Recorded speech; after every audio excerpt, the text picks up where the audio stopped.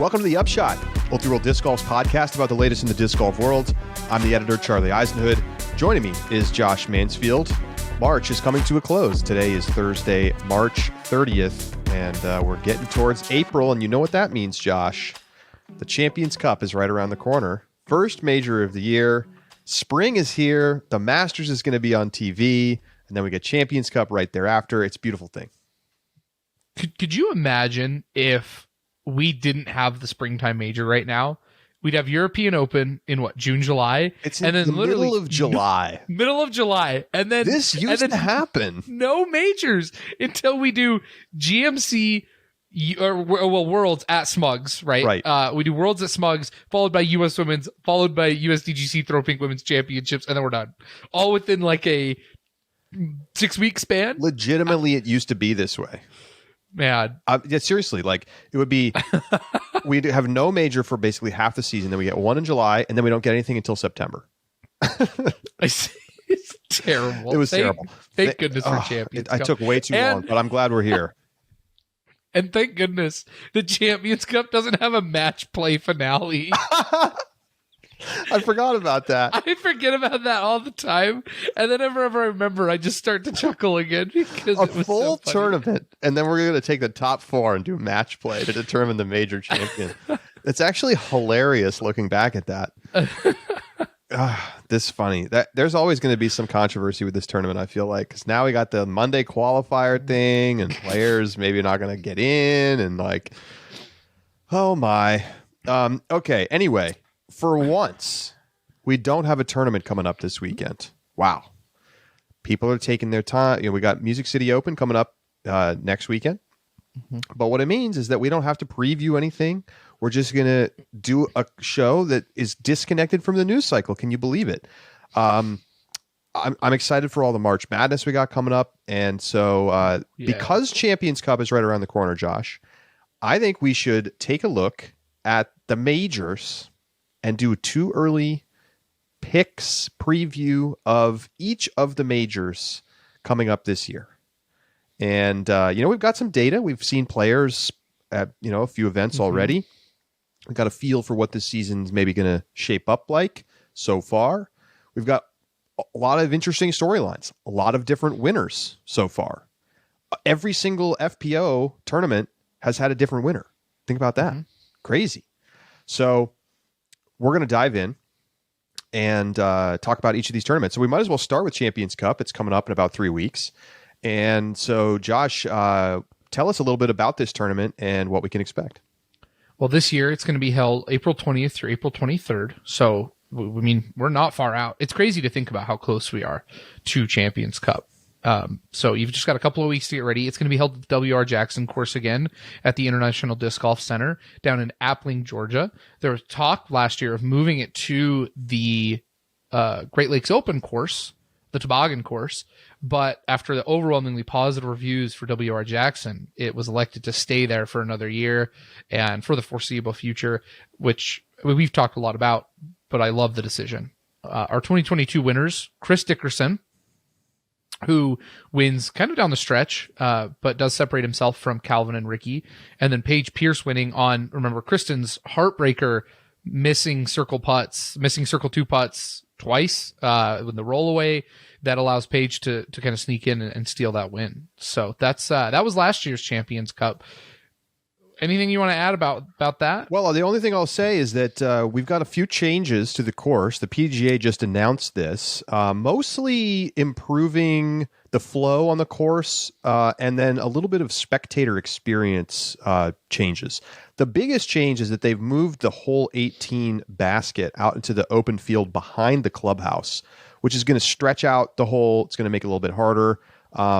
And they're going to be able to put up bleachers and have a big grandstand finish. Nice. I think everyone has learned of the example from Worlds in Utah and this to how amazing that hole 18 was, and everybody's trying to bottle up that magic. But it does make sense. You want the closing hole to have big bleachers, to be very visible. Last year, I think one of the big complaints is that you couldn't. This was true kind of across the course, but 18's green in particular, kind of hard to see. USDGC struggles a little bit with this because the placement of the basket is kind of tucked down into the darkness, into the shade. It's a great hole, but it's not a great finishing spectator hole. Where they used to have the basket made the hole too easy and boring. And even though it was better for spectators.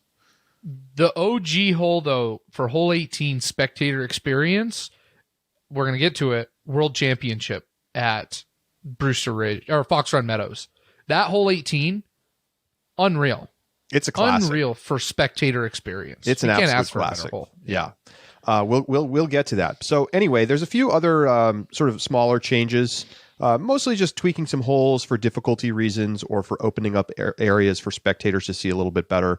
PDGA says they're expecting about twice as many spectators, although remember, very limited numbers overall because of just the layout of the course, and I'm sure that's something they're going to be looking to continue to fix in the future. So I think what our plan was then we're gonna go through and hit some winners, some way too early winners. I think that's the move. I mean, right. It's always a kind of like a more of an art than a science. Think about who's playing well right now. I mean, I remember at this time last year, it was like, there's no way Macbeth is going to lose a Champions Cup. He's playing so good. He's got this in the bag. And then he did not win. Although he did shoot an amazing round, one of the best of the year. Yes. But he wasn't sharp the rest of the time. And Chris Dickerson got the win, went to Texas Roadhouse. Love to see it. So Josh, who do you think is going to take it down if you had to pick today? Having to pick today, I am going to say that so here's what I'm going to say. On the FPO side, I'm going to take Big Money Missy to win Champions Cup. I haven't heard that nickname in a while. It's because big money tournaments are at the end of last year. That's They're not this year, right? Look, Missy already has 2 podium finishes. She's got and then another top 10 at Texas State. She's been playing well and doesn't have a win yet, but Champions Cup is a course that it has very fair fairways and those kind of like open woods that we've talked about and the way that we've discussed it. And I think that Missy's accuracy means that her level of precision means that she's going to have the opportunity to stay out of trouble for the entire tournament. And that's going to be a big advantage. And she's not going to suffer from random kicks that other woods courses will give you. And that I think improves and increases her odds because that way she isn't just suffering the same thing as everybody else. She took 8th last year, but I mean, this is our way too early predictions, right? And so I'm liking Missy to go to the win for Champions Cup. All right. Yeah, she was 13 shots off the lead. So definitely need to see her take a clear step forward. She did shoot a 67 in round 1, which is a good round. It's not one of the best rounds of the weekend, but very solid. So I like it, Josh. In FPO, I'm going to take Paige Pierce to run it back. I think it's tricky because it's a woods course, but it requires a lot of long distance, controlled shots. Obviously, it would not be crazy to pick Kristen, although given the issues that she's had a little bit so far at the beginning of the season, just a little bit less sharp. Not sure that I love the spot for her to go back to Europe, come back, and then win. Could happen. Won't shock me. But I think Paige is in a great position to go out there and run it back and get a back-to-back win. All right. Who do you got on MPO side? On the MPO side, I'm taking somebody to get their first ever major win. Maybe not too much of a stretch to guess who that might be. I'm taking Calvin Heimberg. He was very close at this tournament last year, and I just don't think there's any disputing that he's been the best player so far this season. I think his style perfectly fits W.R. Jackson. And, because his level of play has risen, I think it's enough, especially considering that the players in front of him, Chris Dickerson and Ricky Wysocki, a lot of question marks for me, honestly. Ricky hasn't really played yet. Chris hasn't been that sharp. I mean, and then you look down the leaderboard, and sure, you could see Paul Macbeth winning this tournament 100%. But Calvin has been that guy so far, and I think it's a good fit for the course. He played here well last year. Everything lines up for me to see Calvin getting his first major win. I also am going to pick a first-time major winner, but it's not going to be Calvin. I'm going to say Calvin is going to get the yips and is not going to win Champions Cup. Oh, wow. Calling him to get the yips. Brutal. Calling him to get the yips. His putting, something's going to happen. He's just going to struggle. Calvin is not going to be able to take it. Bookmark this one, folks. We're coming back to it. I'm picking Kyle Klein to win it. Wow. Kyle Klein is second in Pro Tour standings right now with a win at Waco. Last year, Kyle Klein very much didn't have his best year, and that included a 27th place finish at Champions Cup. I don't think that's reflective, and this is something that you've been a big proponent of, Charlie, is very reflective of Kyle Klein's skill level, because we know that his adjustments to the on the road life at the early beginning of last season really hampered his performance relative to where we expected him. But remember back 2 years ago, where he's in a playoff with Macbeth at USDGC. That's true. Which means he's got major experience in some of the most critical moments, taken the L, and now has the opportunity to come back and go for it again. And number two, his win is Idlewild. I think this all sets up perfectly for Kyle Klein to surprise us and to really kind of recapture that young gun title that he had in 2021 and that Gannon kind of stole from him last year, and cementing himself as somebody who's a real threat to be the future of disc golf. By the way, do we have like a sneaky potential Gannon-Kyle rivalry, like sort of low-key brewing? I think there could be one. When Gannon was on the show, he didn't mention Kyle Klein, even though Kyle has won a tournament this year. I mean, I'm not saying it's there, and obviously there's all the rumors about Gannon going to Discmania, but then, of course, now it looks like it's going to be sticking with Prodigies. So as far as we know right now today. So, you know, but if they end up on the same manufacturer, how does that play out? But I don't know. It just seems like we have the potential for those two guys to continue to rise in tandem together. They both have multiple Elite Series wins. And, you know, Kyle's come close to the major win. Gannon's done it. Interesting thing there. But, okay, so you're taking Kyle Klein. So that moves us on to the European Open. We have a couple of months. Really, it's basically exactly 3 months to European Open. It's in Nokia, Finland, at the Beast, July 20th through 23rd. Last year, Eagle McMahon out-dueling Paul Macbeth in a tournament for the ages. And Paige Pierce beats out Evelina Salonen for the win.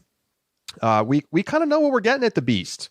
I mean, maybe they'll make a few changes, but that track is pretty well trodden, and it's hard. It's long. FPO plays the same layout as MPO. Maybe they change that this year. No indications that that's going to happen, though. And that certainly plays a role in who I think is going to win. But, you know, look, it's a great tournament. There's always a million spectators. It's free. They have the pomp and circumstance.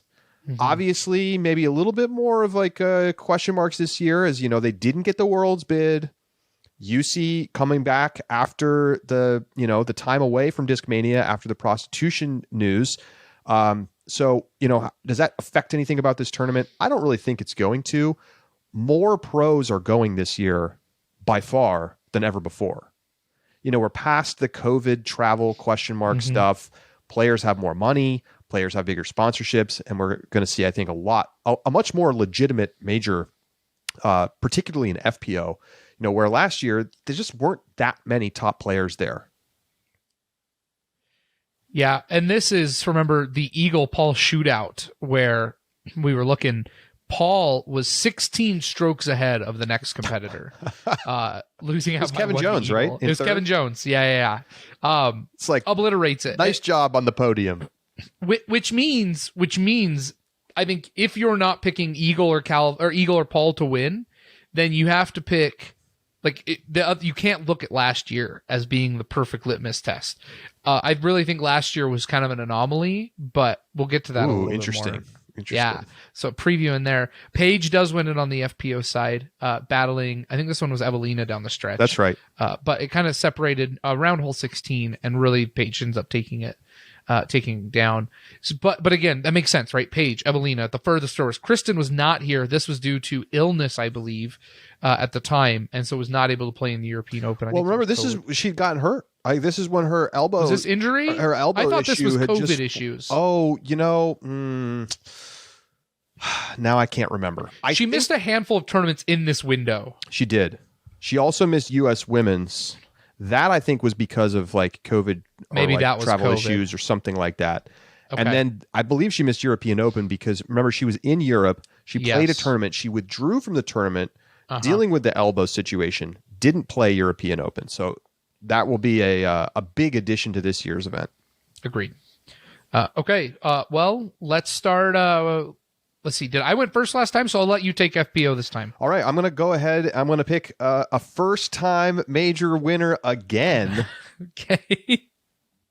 And, okay, I will say this. This is contingent on the FPO continuing to play the MPO layout. If they make a massive change and build an FPO layout, that changes everything. I mean, it's going to be very difficult to assess. Charlie, these are way too early picks. If our picks are still the same by the time we get around there, I will be truly shocked. I'm taking Ella Hansen. Hey. This is the spot.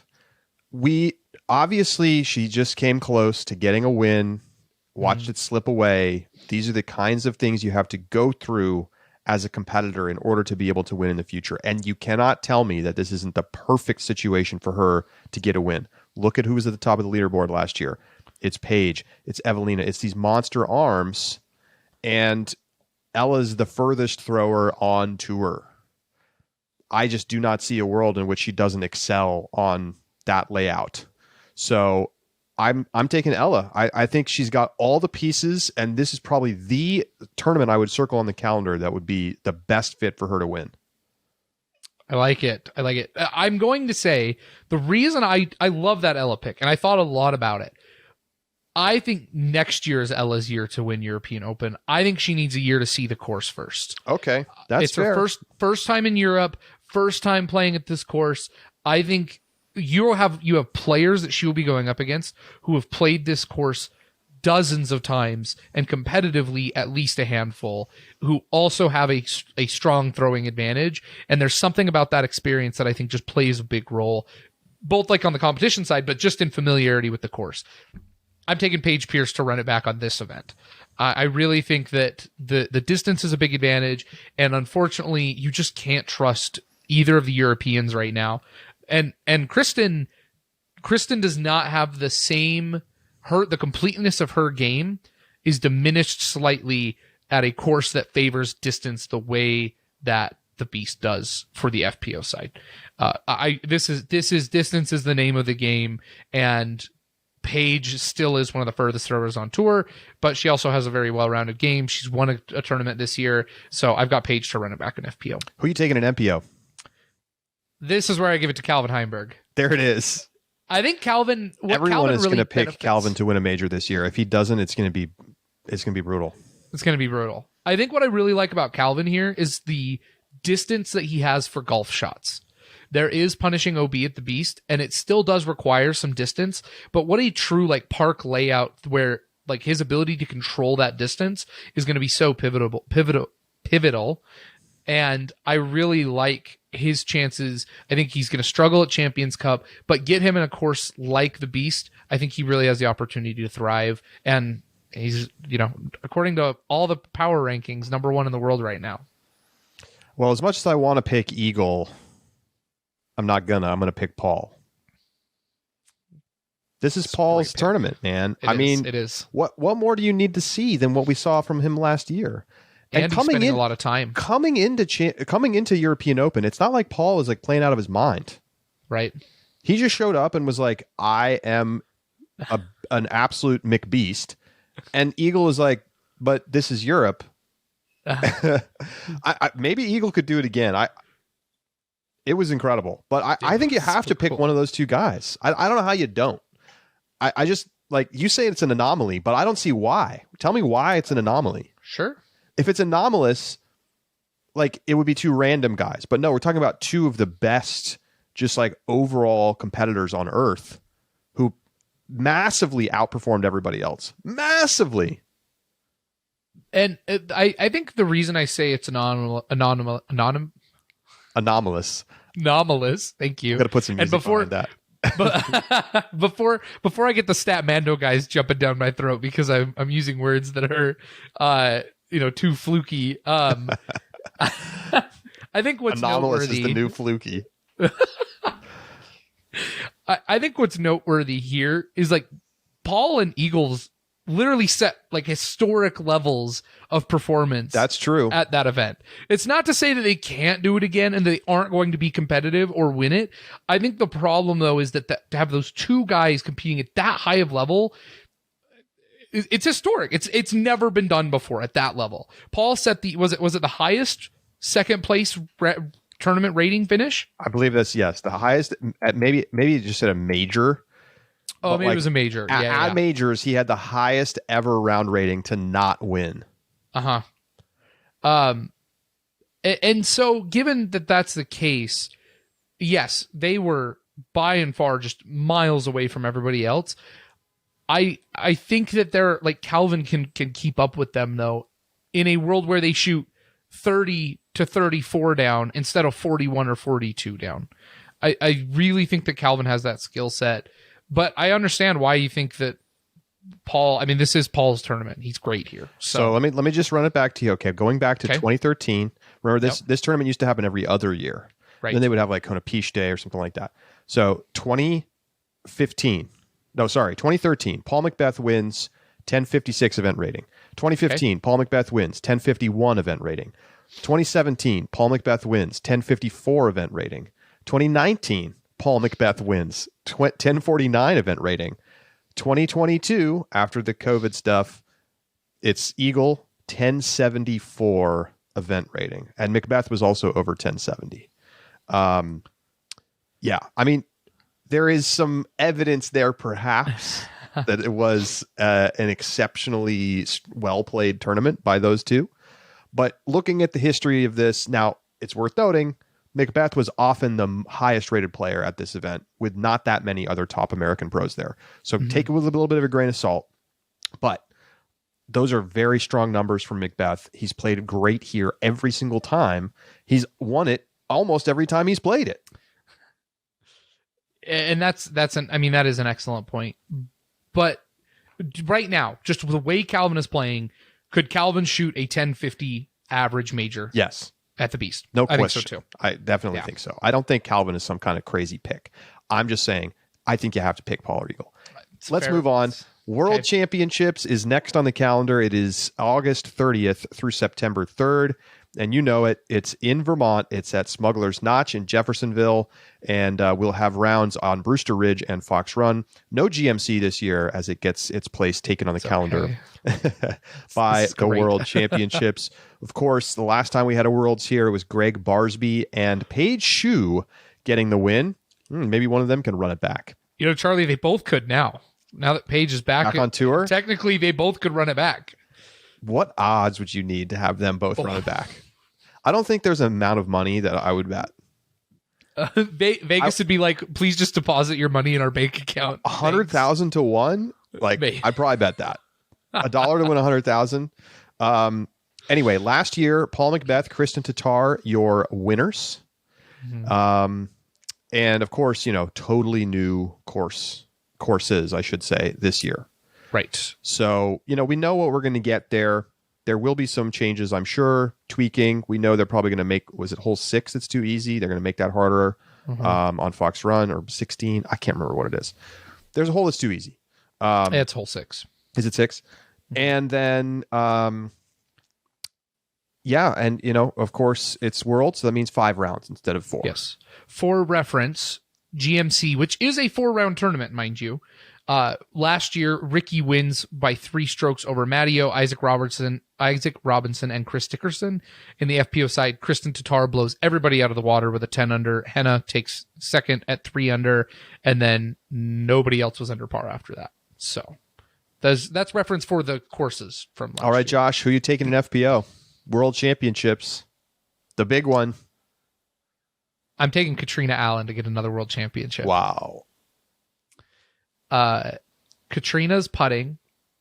When I started the show 2 seasons ago, Katrina's putting was the thing that we still talked about. Like that was the focus that she, I think that was 2 years ago when we got the umbrella bag clip when she airballed it because she had too much stuff on, and it was just emblematic of overall woes of Katrina's putting. We haven't said a word about it, and in fact we praise it because Katrina Allen just has thoroughly reimagined herself as a player to the point that she now is putting 71% from C1X and 22% from Circle 2, which she was always a good Circle 2 putter, but she has jumped from 20, let's see. She used to be like Evelina level. No, that's not fair. She missed a lot of easy Circle 1 putts, and now is like one of the better putters on tour. Let me give you some reference. Let's go back a ways. All right, here we go. 2019. I'm going to go 5 years back. That's fine. That's perfect. Okay. Before COVID, it was a normal season. 61% Circle 1X putting and 11% Circle 2 putting. On the season. Yep. Okay. And thus far, she is 71 and 22. Amazing. 10% better in Circle 1X and doubled her Circle 2 percentage. And it looks so routine for her. It's worth noting that the top, it's own Scoggins, no surprise, top of C1X is at 79 right now. There have been some tournaments so far. Like there's a couple holes at Texas State's up on those mounds where players were just laying up. Except Own often was running it, but players were laying up, and that hurts your C1X percentage. Crazy windy at Waco one day. Right. Yeah. So all that. A little bit suppressed numbers so far. 71 is very solid in FPO. It's great. Yeah. So I've got Katrina. I think this year she looks amazing. I got Katrina to run it back or to win it again. I'm gonna go tried and true here, and I'm gonna take Kristen Tatar. Okay. I think over 5 rounds we're gonna see Kristen Tatar do what she did at GMC this past year, which is pull away, and what she did at Worlds last year, pull away to a comfortable victory over a strong field. I just like. Would I bet on Kristen to get better or worse from here? The answer is better. Yeah. I think why should we think that she's not going to clean up some of the issues that she's having so far? She had a short off season because of the surgery. She's been even when she's not playing good, quote unquote, she's still finishing on the podium pretty regularly, and she's still won a tournament already. So I feel like by the time we get to Worlds and we stretch out the tournament to 5 rounds, it's just advantage Kristen. That's a fair point. All right, on the MPO side. Yeah, I'm gonna go out on a little bit of a limb here. I'm gonna pick somebody who hasn't won a major in quite some time, and it's become a bit of a problem. It's become a bit of a talking point, a storyline. Oh my gosh, is the drought over, Charlie? The drought is over. Ricky Wysocki is going to come back around. He has always played well in Vermont. Mm-hmm. I think this is the time. He's gonna solve the health issues by then. I know it's hard to imagine picking Ricky for anything right now, but sure. I'm projecting out into the future. He gets healthy. He gets right. It's the perfect courses for him. We know what kind of success he's had at GMC, and I think that he can get the job done.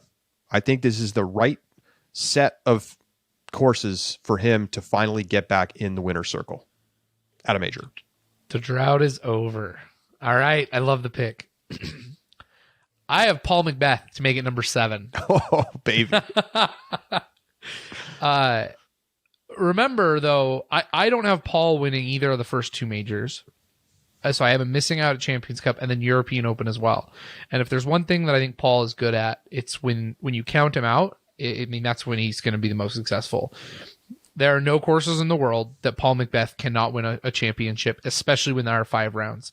And, 5th place, 4 strokes off last year at GMC. We know he can play well here as well. It is Ricky's course, but ever since Ken Climo retired, Paul McBeth owns the world championships. And so I've got him taking number 7.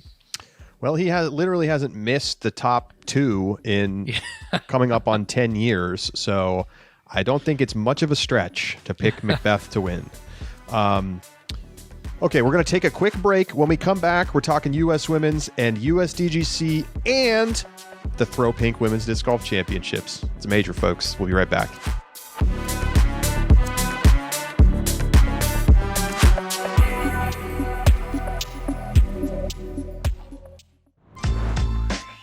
Pound's the best of the best. It's the quality, the craftsmanship, the vision for what a bag could be. Let's start from the beginning. I didn't choose Pound, I chose Levi. I trusted Levi to make the best bag possible. He's always trying to innovate. He wants it to be perfect. And I think he's the kind of guy that nothing's ever perfect. I trust the product. I trust the people behind the product.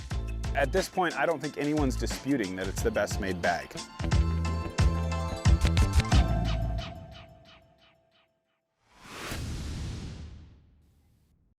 Welcome back to the Upshot. Our two early major picks continue with the U.S. Women's Disc Golf Championships. Josh, tell us about it. Yeah, next we have for U.S. Women's September 21st through September 24th. This is going to be happening right in between Worlds and USDGC and Throw Pink Women's Championship. So that's going to be a busy 6 weeks. We are going to be at Cedar Rock Park in Burlington, North Carolina. And last year in Madison, Wisconsin, Haley King came back and won this event. But this is, I think, going to be the hardest of all the tournaments to predict.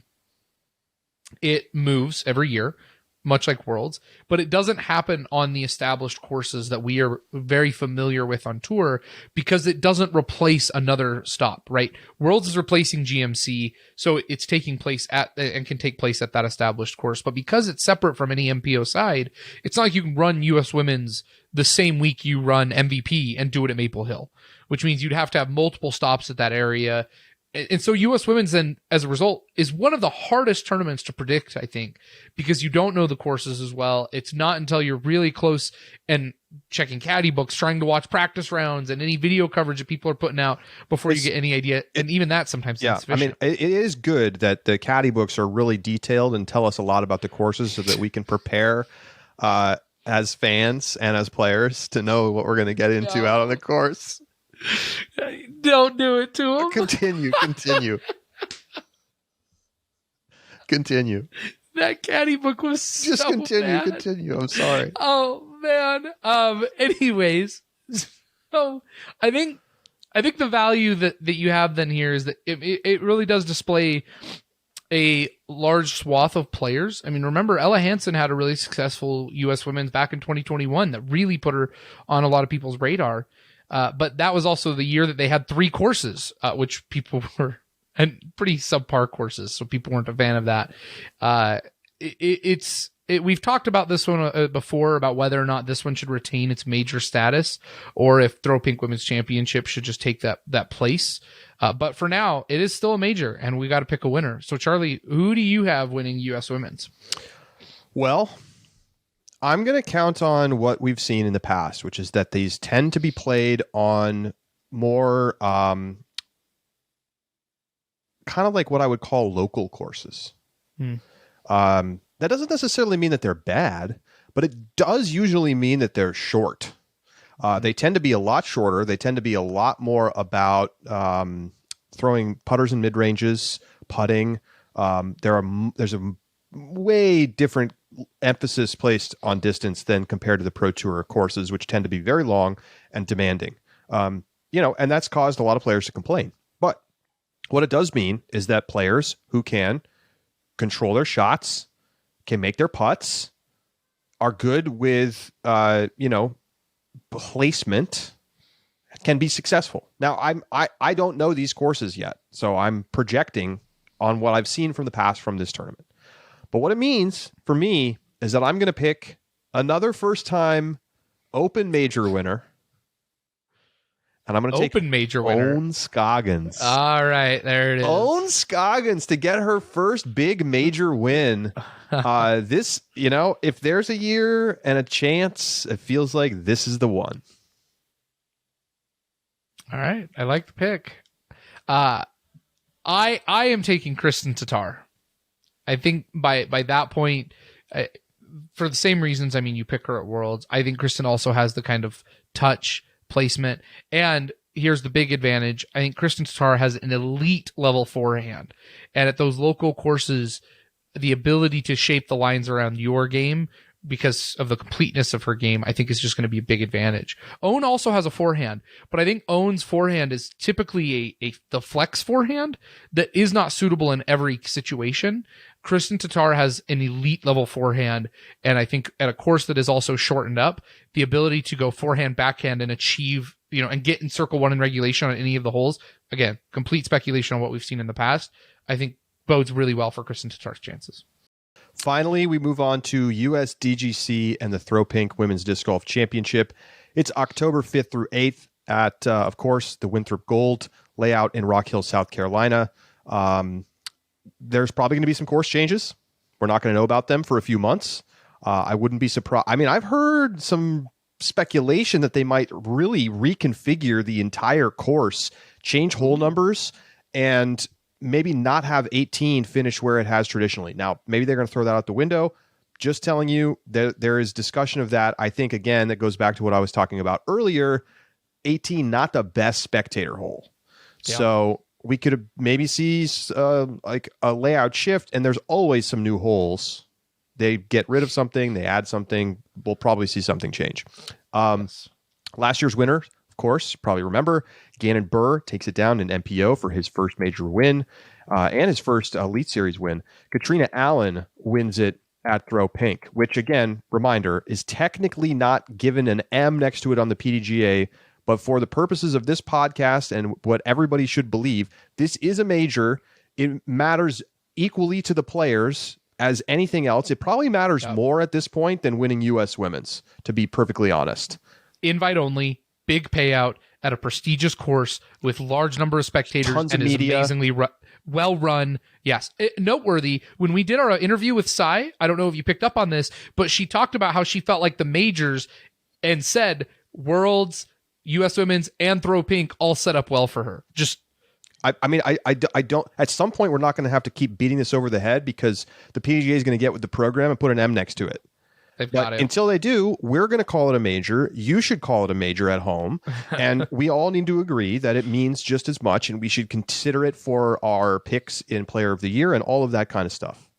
I feel more strongly about this than I did even a year or two ago. So anyway. We're picking our winners here, as we should. So, Josh, who are you taking in FPO this year at Throw Pink? I've got Kristen Tatar to go back-to-back in the majors. So she didn't win this last year, obviously, but to go U.S. Women's followed by Throw Pink. This is a course that it's demanding. There's a lot of technicality to it, but basically what I'm banking on here is that Kristen Tatar by end of season is going to be in fantastic form. And the fact that she has the advantage of the majors being all grouped together so much that maybe she's not back in form by Worlds, but that's going to be a stretch that she is playing at the highest level of disc golf possible, majors, playoffs, disc golf pro tour championships. She's going to be locked in, dialed in, and focused. And that is a dangerous Kristen Tatar. I've got her to win 2 majors this year. Yeah, I mean, it's worth noting that all of the Majors Champions Cup fall in a 3-month window, starting in late July and ending in early October. So, okay. Hard to go wrong picking Kristen Tatar anywhere, but I'm actually going to go in a different direction, and I'm going to take somebody who is another first-time major winner. My picks are crazy. I don't know if I'm going to actually make these picks later in the season when they're not the too early picks. You don't have to. I might. I'm taking Henna Blomroos. Henna last year. I don't want to hear you laughing. I'll tell you why. You're laughing because I didn't draft her and I have Evelina on my team or something. Yeah, that too. But I've got another reason I'm laughing. Henna last year looked fantastic at Throw Pink. And, I think remember we heard her talk about how she sort of figured some things out. She ultimately finished 4 shots off the win from Katrina Allen. And but along the way, she shot a 59. I mean, she had an amazing round to match Katrina Allen's. And I think if she can, and I get it, it's an if she can clean up the putting enough, she has the right game to be successful out there, even though she doesn't really have much of a forehand. I think we saw that she can handle that course and be very effective last year, and that makes me feel really confidently that she can go pick this one up. So let me tell you why I'm laughing. Okay.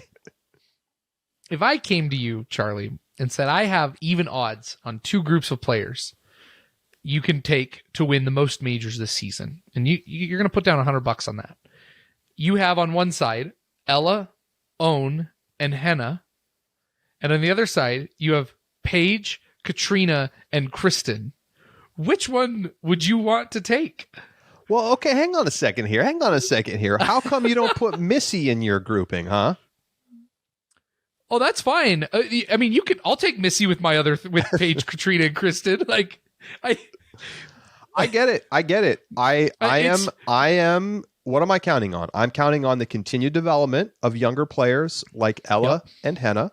Mm-hmm. I'm counting on a set of courses at the U.S. Women's Tournament that's set up well for players who are not necessarily traditional tournament winners. And I am still picking Kristen and Paige to win a major this year. You are. While I think my picks are maybe a little bit more on the, look, could I come in here and pick Kristen at all 5? Yeah, maybe I get more hits, but I don't think that's as interesting. And I also don't think it's true. Fair. I also don't think it's true. Interesting. Okay. Well, I said when we were with Dan on the Overreaction show, Paige, Kristen, Katrina win 18 out of the 21 events this year.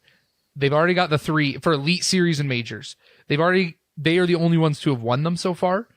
They are all playing phenomenally. They've all got wins. And so that's where my picks are flagged. Okay. Fair enough. I hear you. But, you have to... Ella should have won Waco. Sayananda won a tournament that looks a lot like an Elite Series event to me. You're not wrong. But Paige and Katrina weren't there? That's true. Just Paige. That's true. I don't remember. I know Paige wasn't. But anyway, over on the MPO side, who do you got? This is the only player that I'm taking to win multiple majors this year in my 2 early picks. Okay.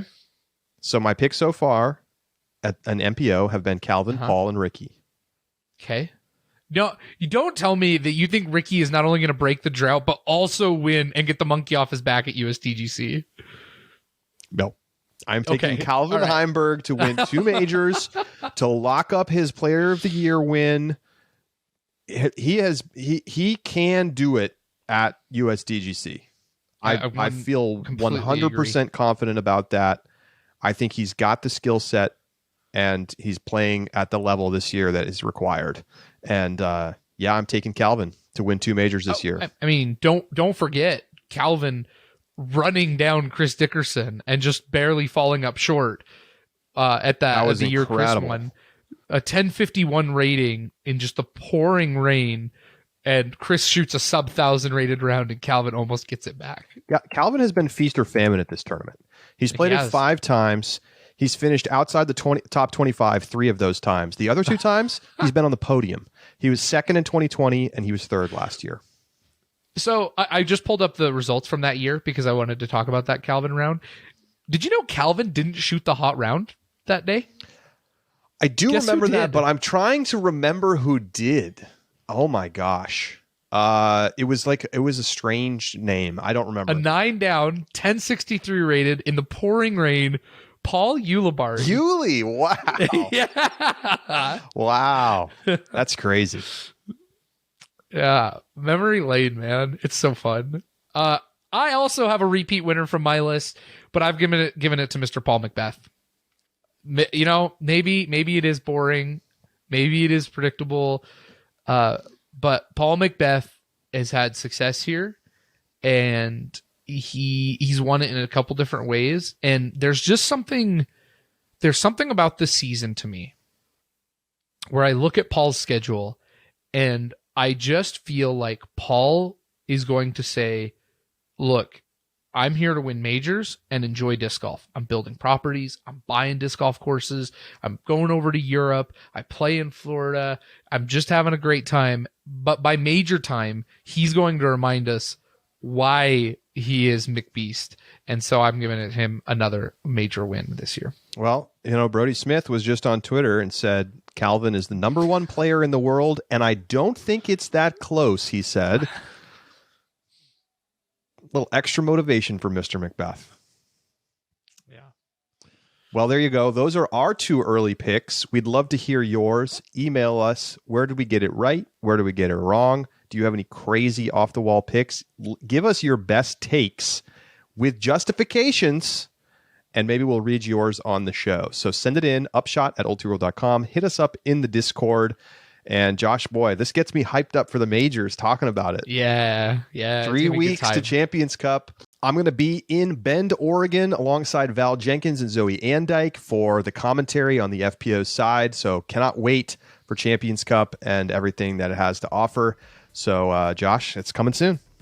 Yes, it is. That's going to do it for this edition of The Upshot. For Josh Mansfield, I'm Charlie Eisenhood saying so long. Make sure to tune in for our subscriber bonus segment, Inside the Circle. We're going to be looking at some of the most interesting statistics so far from the 2023 season. We'll talk to you next week, right here on The Upshot.